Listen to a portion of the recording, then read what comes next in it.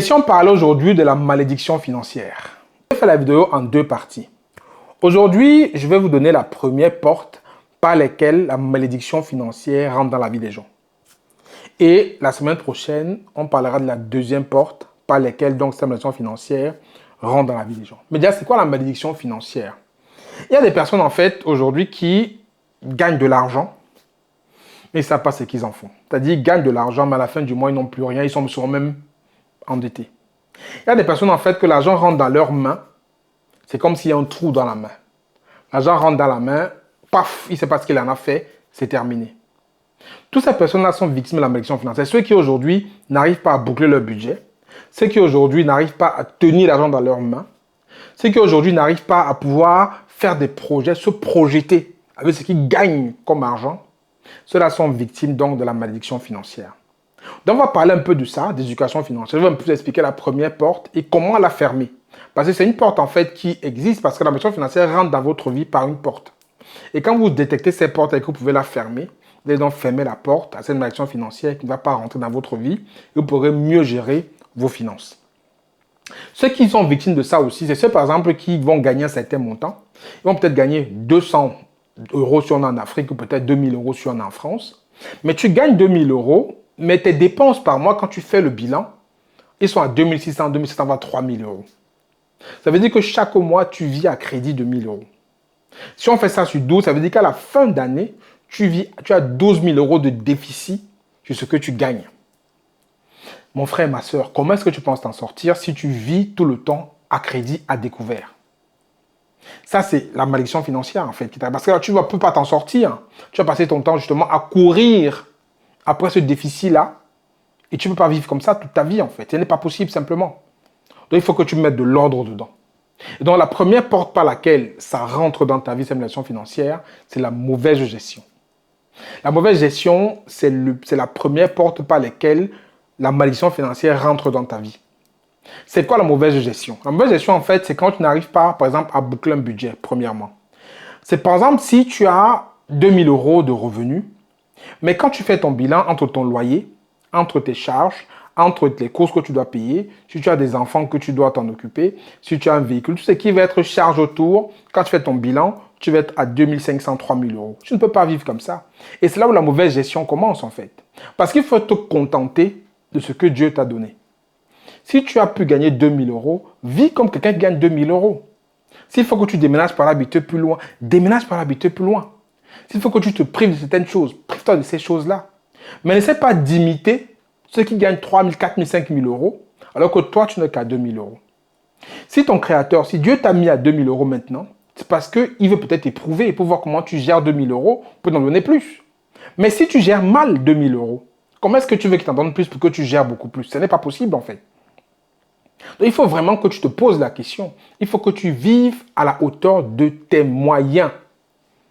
Et c'est là où tu vas commencer à fermer la première porte de malédiction financière.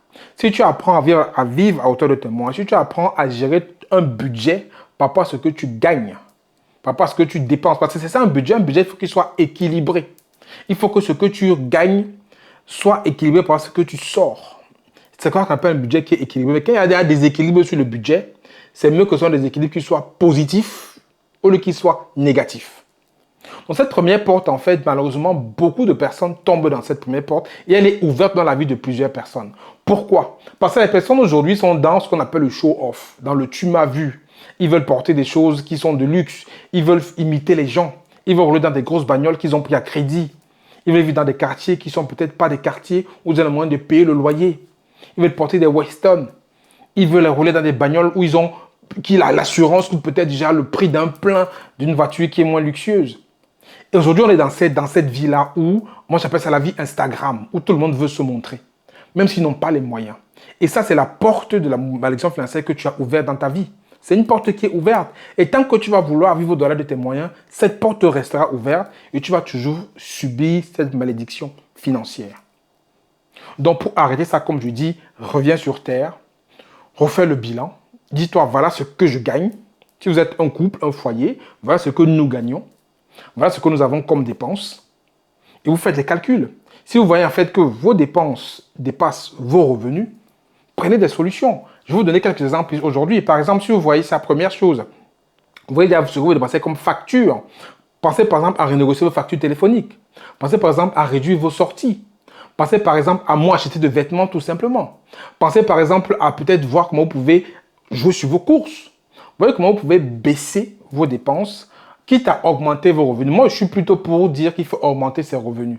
Mais ça, il y en a qui ne sont pas de cette école-là. D'autres vont de l'école qu'il faut plutôt baisser ses dépenses. Baisser ses dépenses est toujours plus simple que d'augmenter ses revenus. Parce qu'il dit augmenter ses revenus, ça veut dire qu'il faut trouver d'autres sources de revenus.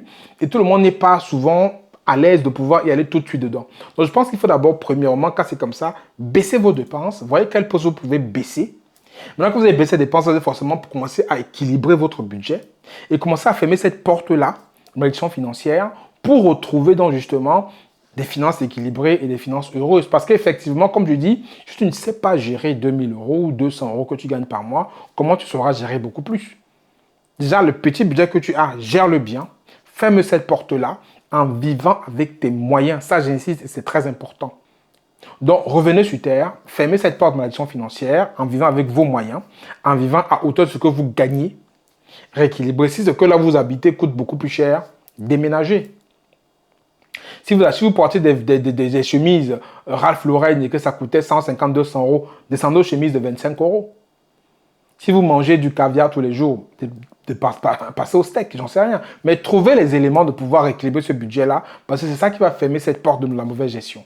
Donc, on parlera de la deuxième porte la semaine prochaine, la deuxième porte justement de malédiction financière, qui est une porte que beaucoup de personnes sont dedans, peut-être sans le savoir, et qui les rend justement malheureux financièrement, et qui plombe leur vie tous les jours. J'espère que la vidéo vous a plu. C'est le cas, likez, partagez, abonnez-vous. Et je vous dis donc dans la prochaine vidéo, pourquoi on parle de cette deuxième porte de la malédiction financière qu'il faut fermer pour pouvoir justement avoir des finances saines. C'était Franck Keigné. J'espère que la vidéo vous a plu. Prenez soin de vous. Ciao, ciao. À bientôt.